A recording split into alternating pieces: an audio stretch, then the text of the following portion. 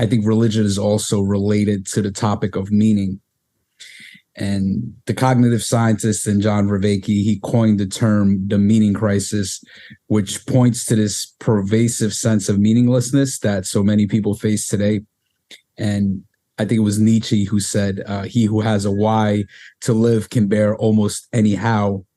Yet the existentialists believe that there was no meaning to life other than the one we choose. And it seems to me that this view kind of opens us up to relativism and ultimately nihilism, since it assumes that there are no intrinsic values. And I think this is partly the stance that many of us are grappling with today. So how do you think about meaning in your own life? And how do you think we can avoid falling into a nihilistic stance? Wow, what a great question, huh? Great issue. But let me back up a little bit and start by making the point that traditional religions, in a way, what has made them so powerful is that they have provided traditional answers to meaning, right? I mean, growing up a Christian, why did God make me to know, love, and serve him? And then the idea is if we do what we're told, we'll go to heaven, eternity with God there. So, that solves the problem. And in a way, throughout history, that has been the kind of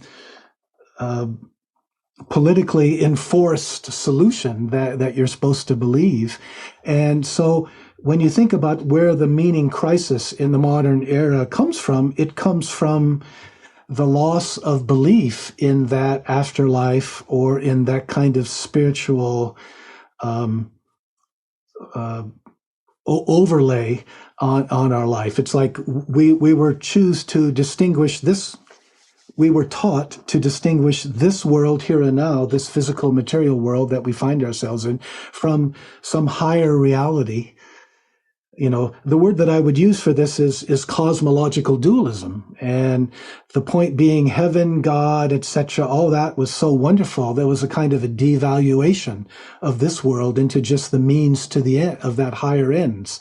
You can put up with horrible things here because if you're a good person, you're going to qualify for heavenly immortality. So then the crisis occurs when we can't believe in that anymore.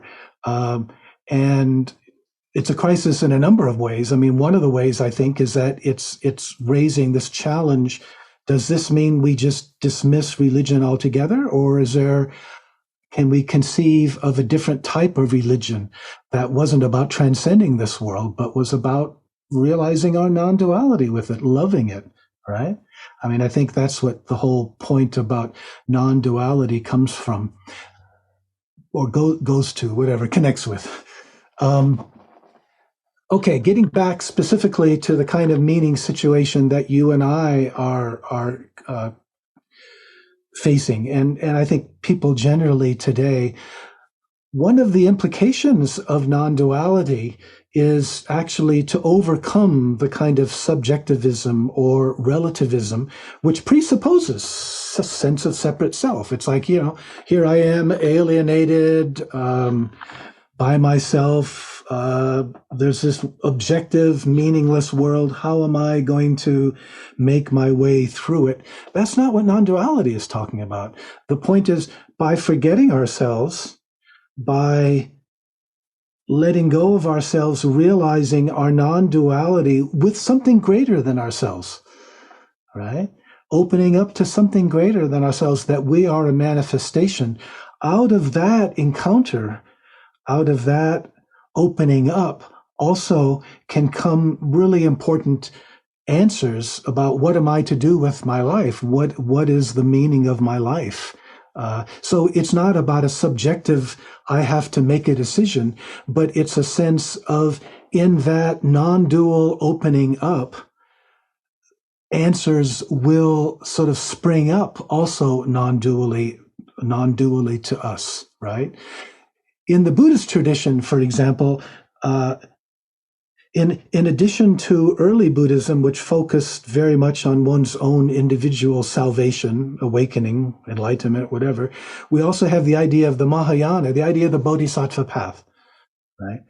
And I, frankly, Arten, I think this is the single most important thing that Buddhism has to offer today, the idea of this double transformation, that we continue to work on our own waking up, our, dealing with our own individual greed, ill will, delusion, but we know that that's not sufficient. So we're out there because we don't feel separate from other people at this fundamental level.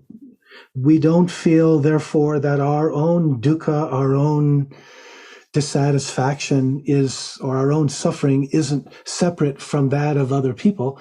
Once we realize this non-duality, I think the particular forms, the ways that may manifest will vary.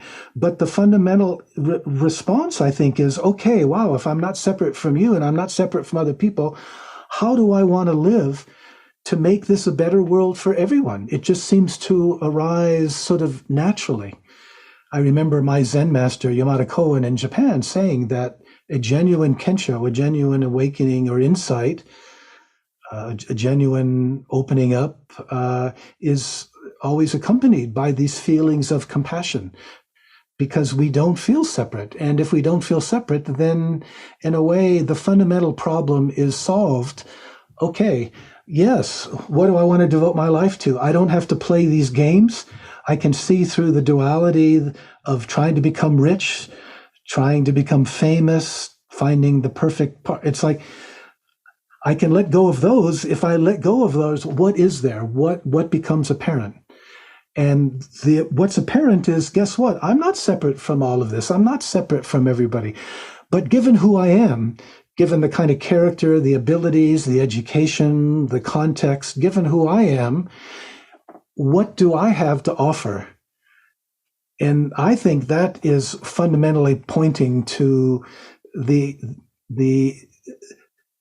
non-dualist answer to this problem about the meaning of one's life. In a way, it's not an answer for David Loy to sort of, it's more, wow, what do I have to offer? Just becoming aware of those possibilities. I hope that made some sense. Yeah, it sounds like when we're fully engaged with the world and in the world, it's like that problem dissolves. There isn't this problem of meaning. It's only when we're sitting there by ourselves in the room thinking about what is the meaning of life, or feeling a sense of meaningless, that it becomes an issue. And I think you also, and I'm actually curious, have you ever heard of David Chapman? Maybe not. Yeah, so he's somebody, he writes a decent amount online, and he's also into Buddhism, and he wrote this hyperlink textbook called Meaningness. And in your book you actually talk about, and he speaks about this, how there's religion gave us the view of eternalism, which is everything has a meaning, right? And then the opposite of that is kind of nihilism, where it's like everything's meaningless.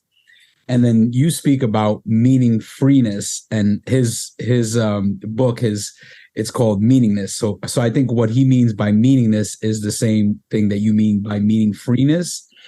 And and I don't, this is, there's this idea, which, because a lot of people are talking about meaning, but I feel like this approach to finding meaning or resolving this issue of meaning is rarely talked about. And I imagine because there's not much to say there if you're not actually perceiving nebulosity or emptiness or some sense of non-duality, because then you're still seeing through a dualistic frame. Then this whole resolution makes no sense. I think it also kind of, this idea, I had this other guest, Stephen Jenkinson, and he talks about this hope and hopelessness. And to me, those are, hope is like eternalism and hopelessness is like meaningness. And he talks about this idea of he's like, I'm hope free. So I love this kind of thread that I see happening, and it does all seem like it's related to understanding emptiness and non-duality.